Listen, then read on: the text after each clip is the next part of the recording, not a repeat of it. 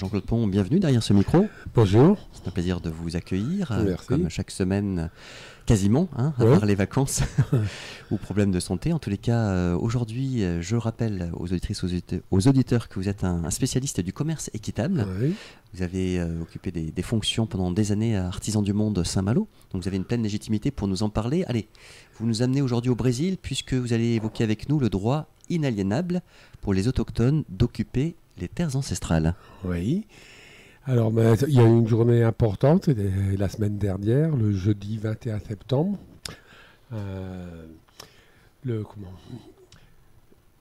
La Cour suprême du Brésil a voté en faveur des peuples autochtones.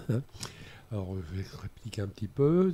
Depuis 2021, a été engagé un procès. Donc, ça a duré. Il y a eu beaucoup de suspensions, il y a eu beaucoup de séances.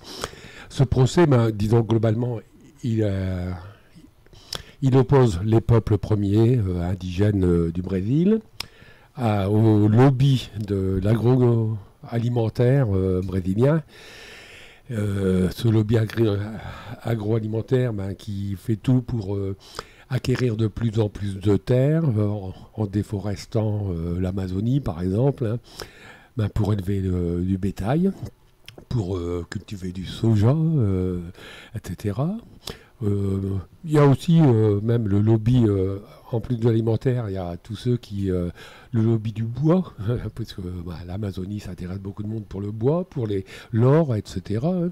Et donc, depuis que le Brésil a été colonisé, a été envahi, on a chassé régulièrement, manu militari, on a même décimé certaines populations pour leur prendre leur territoire, pour installer des colons.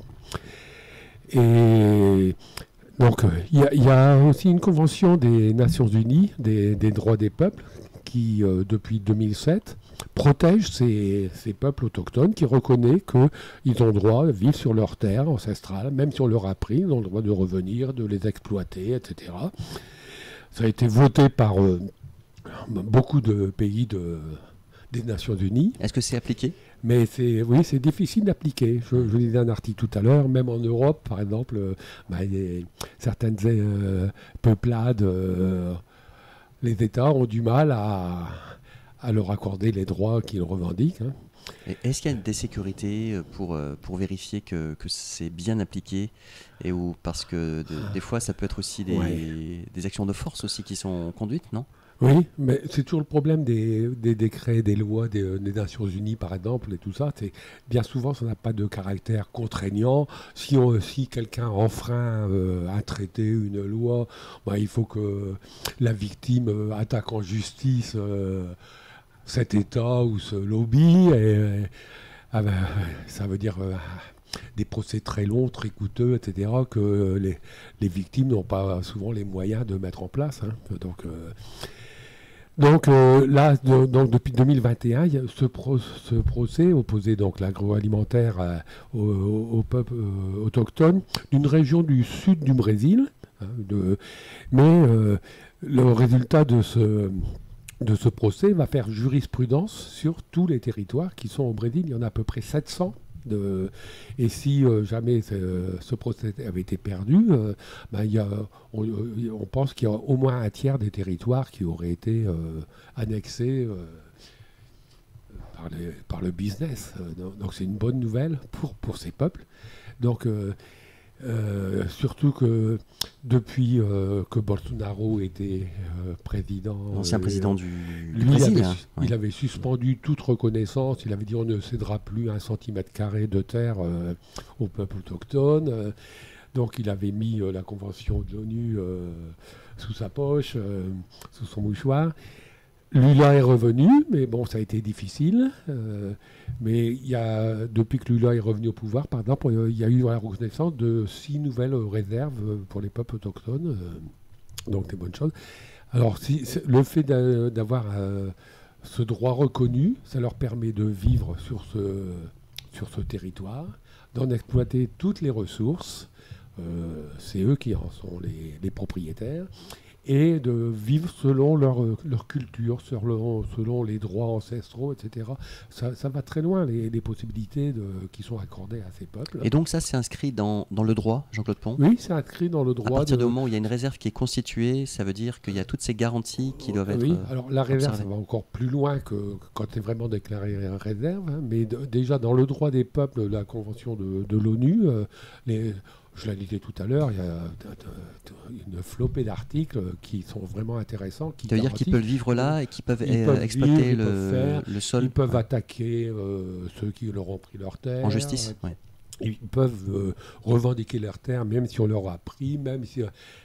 on revient à un problème là, qui reste à régler suite à cette décision du tribunal, c'est que ceux qui avaient acheté les terres, certains ont acheté ces terres de bonne foi, etc., vont demander à être indemnisés.